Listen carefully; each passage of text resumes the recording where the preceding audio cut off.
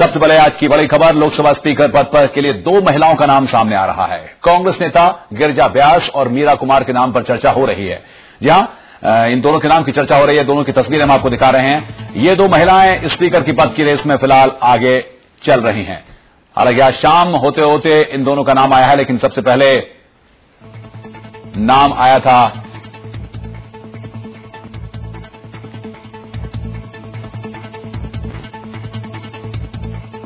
तो जिस तरह से मीरा कुमार और गिरिजा व्यास, इन दोनों के नाम की चर्चा चल रही है। राजेश कुमार हमारे सहयोगी इस वक्त हमारे साथ हैं। राजेश, क्या कुछ संकेत हैं? आज दिन में कुछ और चर्चाएं थी कि कम से कम महिला का नाम या इन दोनों का नाम तो नहीं था।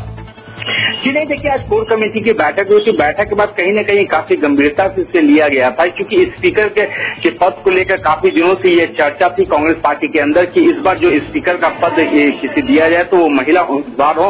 और यही वजह है कि दो नामों की चर्चा काफी महत्वपूर्ण गंभीरता से लिया जा रहा है। और कहीं न कहीं जो सूत्र बता रहे हैं उसमें गिरिजा व्यास जी, और जो चूंकि राजस्थान से है, उन्हें कैबिनेट मंत्री में शामिल करने की भी चर्चा थी, लेकिन उन्हें किसी कारणवश शामिल नहीं किया गया, क्योंकि वहां से सीपी जोशी को कैबिनेट मंत्री में तौर पर शामिल कर लिया गया था। लेकिन उनके बारे में कांग्रेस पार्टी का ये कहना था कि उन्हें आने वाले दिनों में कोई बड़ी जिम्मेवारी दी जाएगी। और साथ ही साथ मीरा कुमार का भी नाम सबसे आगे प्राथमिकता से लिया जा रहा था, क्योंकि हालांकि उन्हें कैबिनेट मंत्री में शामिल कर लिया गया, लेकिन उसके बावजूद भी उनका नाम सबसे आगे चल रहा है। जो अभी हमारे सोर्स बता रहे हैं उसमें ये सामने उभर के सामने बात आ रही कि कहीं न कहीं मीरा कुमार के नाम को लेकर लगभग कांग्रेस पार्टी अब मन बना चुकी है। एक तरह से कहा जा सकता है कि वो नाम तय हो चुका है, और आने वाले दिनों में आप देखेंगे जब 3 तारीख को स्पीकर का चुनाव होगा तो निश्चित तौर से मीरा कुमार सबसे आगे नजर आएंगी। जी अनुराग कुमार। राजेश, ये तय है कि अब जो दरअसल विचार विमर्श और मंत्रणा चल रही है वो इन दो नामों पर ही चल रही है, इसके अलावा और कोई नाम नहीं?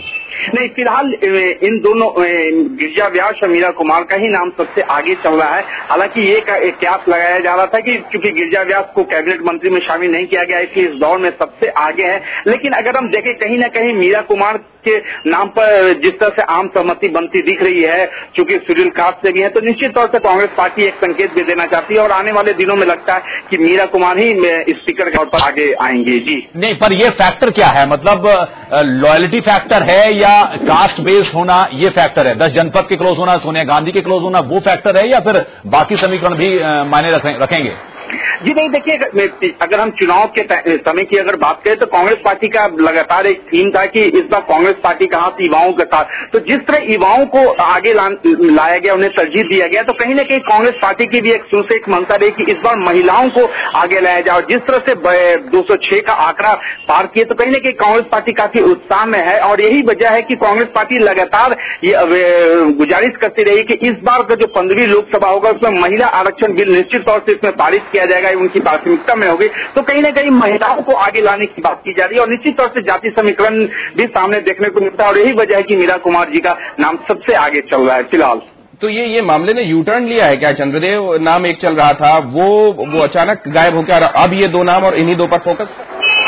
देखिए इसके पीछे अगर हम मूल वजह देखें तो कहीं न कहीं कांग्रेस पार्टी की एक मंशा है कि इस बार महिलाओं को अधिक भागीदारी महिलाओं को मिले, और यही वजह है कि महिलाओं को आगे लाने की बात की जा रही है। और आज जिस तरह से कोर कमेटी में जो चर्चा चली, कहीं न कहीं जो सोर्स बता रहे हैं कि कई नामों की चर्चा हुई, लेकिन बाद में आखिरकार यही दोनों नामों पर आम सहमति बनती दिखी, और यही वजह की ये दो नाम, तो ये दो नाम है, तो इनके बारे में जान